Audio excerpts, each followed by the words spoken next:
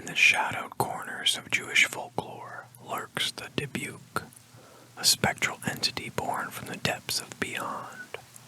This malevolent spirit, a restless soul of the deceased, clings to the living with a chilling grip, seeking solace in a host, but imparting only torment. This is the story of the Dybbuk. Welcome to the Horror Corner, the place where shadow stands and whispers tell tales. Here in the quiet of the night, you'll uncover the most spine-tingling, skin-crawling stories. A collection of the spooky, the strange, and the downright freaky awaits you. Prepare yourself, for it's time to turn the page to a world where horror lurks in every corner. The name Dybbuk derives from an ancient Hebrew term that whispers tales of attachment and possession. It's an echo from the past, from a time when tales of the wandering souls of sinners filled the air. Souls too burdened by guilt, too entangled by earthly transgressions to ascend to the afterlife. Instead, they roam, lost and desperate, until they find a living vessel to inhabit, to cling to corrupt. Stories of the Dybbuk are woven from the darkest threads of human experience.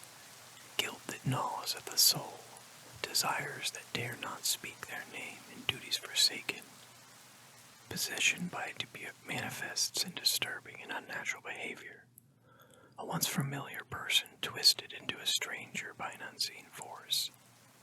Communities gripped by fear and uncertainty would turn to the wisdom of the rabbi, seeking an exorcism not just to banish the entity, but to offer it release, a chance for the tormented spirit to find peace in the great beyond.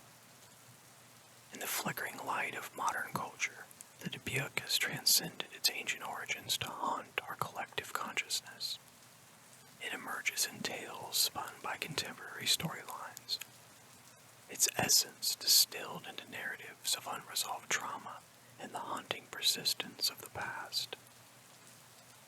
The Dybbuk, once a whisper in a world of candlelight and sacred texts, now casts its shadow across the silver screen and printed page, a timeless embodiment of our deepest fears, that which clings, that which haunts, and that which refuses to be forgotten. In 2003, an unassuming wine cabinet in Portland, Oregon, unexpectedly captured public attention. The proprietor of this modest 1.5-foot tall wooden furnishing, Kevin Manis, decided to place it for auction on eBay, but not without accompanying it with a detailed and intriguing narrative. This was his story. This next part I will read in the first person. This is the original and unedited eBay auction listing I posted several years ago for an item that has come to be known by millions of people around the world as the Dybbuk box. It is the basis for a major motion picture being produced by Sam Raimi and scheduled for release in 2010 by Ghost House Films. If you Google the term, the Dybbuk box, you can see what has happened since I sold it. The story continues to unfold to this day. All of the events that I am about to set forth in this listing are accurate and may be verified by the winning bidder with the copies of hospital records and sworn affidavits that I am including as part of the sale of the cabinet. During September of 2001, I attended an estate sale in Portland, Oregon. The items liquidated at this sale were from the estate of a woman who had passed away at the age of 103. A granddaughter of the woman told me that her grandmother had been born in Portland where she grew up, married, raised a family, and lived until she was sent to a Nazi concentration camp during World War II. She was the only member of her family who survived the camp. Her parents, brothers, a sister, husband, and 2 sons and a daughter were all killed. She survived the camp by escaping with some other prisoners and somehow making her way to Spain, where she lived until the end of the war. I was told that she acquired the small wine cabinet listed here in Spain, and it was one of only 3 items that she brought with her when she immigrated to the United States. The other 2 items were a steamer trunk and a sewing box. I purchased the wine cabinet, along with the sewing box and some other furniture at the estate sale. After the sale, I was approached by the woman's granddaughter who said, "I see you got the Dybbuk box." She was referring to the wine cabinet. I asked her what a Dybbuk box was, and she told me that when she was growing up, her grandmother always kept the wine cabinet in her sewing room. It was always shut and set in a place that was out of reach. The grandmother always called it the Dybbuk box. When the girl asked her mother what was inside, her grandmother spit 3 times through her fingers and said, "A Dybbuk and Kesselin." The grandmother went on to tell the girl that the wine cabinet was never, ever to be opened. The grandmother told me that her grandmother had asked that the box be buried with her. However, as such a request was contrary to the rules of an Orthodox Jewish burial, the grandmother's request had not been honored. I asked the granddaughter what a Dybbuk and Kesselim were, but she did not know. I asked if she would like to open it with me. She did not want to open it, as her grandmother had been very emphatic and serious when she instructed her not to do so, and regardless of the reason, she wanted to honor her grandmother's request. I finally ended up offering to let her keep what she seemed to be a sentimental keepsake. At that point, she was very insistent and said, "No, you bought it." I explained that I didn't want my money back, and it would make me feel better to do what I thought was an act of kindness. She then became upset. Looking back now, the way she became upset was just plain odd. She raised her voice to me and said, "You bought it. You made a deal." When I tried to speak, she yelled, "We don't want it." She began to cry, asked me to leave, and quickly walked away. I wrote the whole episode off to the stress and grief she must have been experiencing. I took my purchases and politely left. At the time when I bought the cabinet, I owned a small furniture refinishing business. I took the cabinet to my store and put it in my basement workshop, where I intended to refinish it and give it as a gift to my mother. I didn't think anything more about it. I opened my shop for the day and went to run some errands, leaving the young woman who did sales for me in charge. After about a half hour, I got a call on my cell phone. The call was from my salesperson. She was absolutely hysterical and screaming that someone was in my workshop breaking glass and swearing. Furthermore, the intruder had locked the iron security gate and emergency exit, and she couldn't get out. As I told her to call the police, my cell phone battery went dead. I hit speeds of 100 miles per hour getting back to my shop. When I arrived, I found the gates locked. I went inside and I found my employee on the floor in the corner of my office sobbing hysterically. I ran to the basement and went downstairs. At the bottom of the stairs, I was hit by an overpowering, unmistakable odor of cat urine. There had never been any animals kept or found in my shop. The lights didn't work. As I investigated, I found that the reason the lights didn't work also explained the sounds of glass breaking. All of the light bulbs in the basement were broken. All 9 incandescent bulbs had been broken in their sockets, and 10 4-foot fluorescent tubes were lying shattered on the floor. I did not find an intruder, however. I should also add that there was only one entrance to the basement. It would have been impossible for anyone to leave without meeting me head-on. I went back up to speak with my salesperson, but she had left. She never returned to work, after having been with me for 2 years. She refuses to discuss the incident to this day. I never thought of relating the events to that day to anything having to do with the cabinet. Then, things got worse. As I already indicated, I had decided to give my cabinet to my mother as a birthday gift.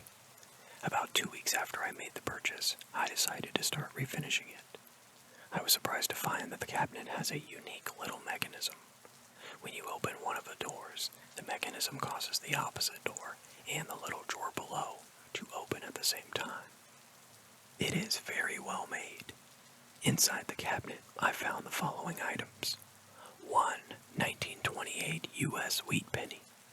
1 1925 U.S. wheat penny. 1 small lock of blonde hair bound with string. 1 small lock of black-brown hair bound with string.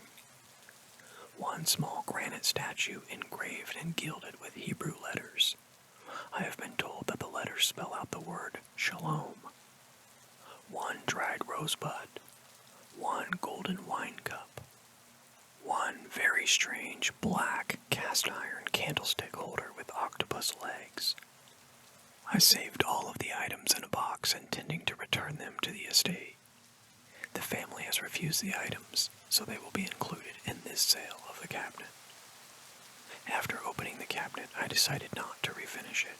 I cleaned it and rubbed in some lemon oil. It was at this time I noticed that there was an inscription in Hebrew carved into the back of the cabinet. I have no idea what it says or if it is significant. I have included a picture of that inscription below. On my mother's birthday, October 28th, 2001, my mother called to tell me that she was going out of town with my sister for 3 days, and we postponed celebrating her birthday together until she returned. On October 31st, 2001, my mother came into my shop. We were going to have lunch together, but before we were going to leave, I gave her the wine cabinet. She seemed to like it. While she examined it, I went to make a phone call. I hadn't been out of sight more than 5 minutes when one of my employees came running into my office, saying something was wrong with my mom. When I went back to see what the matter was, I found my mom sitting in a chair beside the cabinet. Her face had no expression, but tears were streaming down her cheeks. No matter how I tried to get her to respond, she would not. She could not. It turns out that my mother had suffered a stroke. She was taken to the hospital by ambulance. She ended up suffering partial paralysis and losing her ability to speak and form words. She has since regained the ability to speak. She could understand things being said to her, and she could respond by pointing to letters of the alphabet to spell out words she wanted to say. When I asked her the following day how she was doing, she teared up and spelled out the words N-O-G-I-F-T. I assured her that I had given her a gift for her birthday, thinking that she didn't remember, but she became even more upset and spelled out the words H-A-T-E-G-I-F-T. I laughed and I told her not to worry. I told her I was sorry she didn't like the cabinet, and that I would get her anything she wanted if she would promise to get well soon. Still, I didn't associate anything that had happened with the cabinet itself or anything paranormal. Frankly, I don't think I ever even used the term paranormal until this last month. I'll try to make this short now. I gave the cabinet to my sister. She kept it for a week, then gave it back. She complained that she couldn't get the doors to stay closed and that they kept coming open. There are no springs in the door mechanism, and I have never found that the doors come open. I gave it to my brother and his wife, who kept it for 3 days and then gave it back. My brother said it smelled like jasmine flowers, while his wife insisted that it put out an odor of cat urine. I gave it to my girlfriend, who asked me to sell it for her after only 2 days. I sold it that same day to a nice middle-aged couple. 3 days later, when I came to open the shop for the day, I found the cabinet sitting in the front doors with a note that read, "This has a bad darkness." I had no idea what that meant. Anyway, I ended up taking it home. Then things got even worse. Since the day I brought it home, I began having a strange recurring nightmare. Every time I have the horrible dream, it goes something like this. I find myself walking with a friend, usually someone I know well and trust at some point in the dream. I find myself looking into the eyes of the person I am with. It is then I realize that there is something different, something evil looking back at me. At that point in my dream, the person I am with changes with what can only be described as the most gruesome, demonic seen.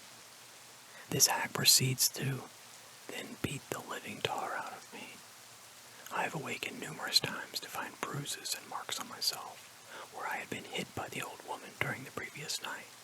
Still, I had never related the nightmares to the cabinet, nor do I think I ever would have. About a month ago, however, my sister and my brother and his wife came over to my house and spent the night. The following morning, during breakfast, my sister complained that she had a horrible nightmare. She said that she recalled having had it a couple of times before, and went on to describe my nightmare exactly to the last detail. My brother and his wife froze as they listened, and then they chimed in on what they had both had the exact same dreams during the night as well. The hair was standing on the back of my neck, and it still is. And we talked. It became clear that the common denominator was that each of us had had a nightmare during the times that the cabinet was in our respective homes. I called my girlfriend and asked if she could recall having any nightmares recently. She described the same nightmare, same hag, everything. When I asked if she had remembered the date when she had the nightmare, she said she did not. Then I asked if it had happened to be the night before she gave me the cabinet back to sell for her. She said, "Yeah, how did you know that?" Now then, since my family discussion, it seems like all hell is breaking loose. For a week afterward, I started seeing what I only can describe as shadowed things in my peripheral vision. In fact, numerous visitors to my house have claimed that they have seen these shadow things. I put the cabinet in an outside storage unit and was awakened when the smoke alarm in the unit went off in the middle of the night. When I went to see what was burning, I opened the door and I didn't see any smoke. However, I did get hit with a smell of cat urine. When I went back inside, the smell was there in my house. I do not own a cat, and I never have. I went back outside and I grabbed the cabinet. I brought it back inside and tried to research it on the internet. While I was surfing the net, I fell asleep and once again had the same freaking nightmare. I woke up at around 4:30 a.m. when it felt and smelled like someone was breathing on my neck, to find that my house now smelled like jasmine flowers, and just in time to see a huge shadow thing go lopping down the hallway away from me. I would destroy this thing in a second, except I really don't have any understanding of what I may or may not be dealing with. I am afraid, and I do mean afraid, that if I destroy the cabinet, whatever it is that seems to have come with the cabinet may just stay here with me. I have been told that there are people who shop on eBay that understand these kind of things and specifically look for these kind of items. If you are one of these people, please buy this cabinet and do whatever you want with a thing like this. Help me. You can see that I have no reserve price or minimum bid. If I can make things any easier, let me know, and I will do everything within my abilities. One more note. On the same day my mother had her stroke, the lease to my store was summarily terminated without cause. And now I will go back into speaking more about the Dybbuk. By the year 2012, the so-called Dybbuk box that belonged to Kevin Mannis had spiraled into a vortex of public fascination. So much so that it inspired renowned Evil Dead filmmaker Sam Raimi to bring the haunting tale to the silver screen in the movie The Possession. The narrative did not stop there. The enigmatic cabinet found its way into the possession of Zach Bagans, the host of Ghost Adventures, becoming a chilling exhibit in his haunted museum in Las Vegas. The box's notoriety even touched the life of the famed rapper Post Malone, whose streak of misfortune, including a harrowing incident involving his private jet, was attributed by fans to his ominous encounter with the Dybbuk box. The cultural resonance of the Dybbuk goes far beyond Mannis' tale. It finds its roots in the rich tapestry of Jewish folklore, as evidenced by the iconic play The Dybbuk by folklorist Shalom Zanev Rapoport, known by his pen name S. Ansky. Premiering in 1920 in Warsaw, Poland, the play captures the haunting of a young woman by the spirit of her deceased lover, etching its mark as a seminal piece of Yiddish literature and inspiring various artist interpretations, including films and ballets by the likes of Jerome Robbins and Leonard Bernstein. In a surprising twist of narrative, 2021 saw Manus revealing that the haunted aura of the box was a crafted illusion, an interactive horror story in real time, as he described it for a reporter from Input. This revelation surfaced amidst a social media trend where individuals sought to expose and debunk Dybbuk boxes, sparking discussions that critique the trivialization of Jewish traditions and folklore. The essence of entities such as the Dybbuk is deeply embedded in the annals of the Talmud, a venerable text central to Rabbinic Judaism, chronicling the extensive array of life's dimensions, from philosophy to folklore. The Talmud presents spirits as constant reminders of the virtues of a virtuous life. Debbie Lechtman, an educator and artist, emphasizes the ancient lineage of these stories, many predating the Talmud and permeating through the Jewish diaspora. The Dybbuk, alongside other supernatural beings like Lilith and the Golem, first manifested in the writings of the Talmud, but gradually became intertwined with the mystic doctrines of the Kabbalah. These beings, and the stories surrounding them, flourished during the rise of Jewish mysticism in Eastern Europe between the 16th and 17th centuries. Yossi Kayas, the director of the Center for the Study of Jewish Cultures, and a professor at the University of Haifa, elucidates the nature of the Dybbuk, the restless soul of the deceased that, instead of transcending to the afterlife, ensnares itself within the living. The phenomenon of spirit possession, as Kayas, the author of Between Worlds, Dybbuks, Exorcists, and Early Modern Judaism, explains, is a globally recognized concept, with the Dybbuk often embodying malevolent intentions, preferring victims who have exhibited some form of vulnerability. The narratives of Dybbuk possessions, though diverse, share the common theme of the victim's anguish. These tales, as documented by 16th century rabbi R. Judah Halawa, serve as moral parables, emphasizing the dire consequences of moral transgressions. While the Dybbuk might not be as universally recognized as other supernatural entities, its historical and cultural significance is undeniable.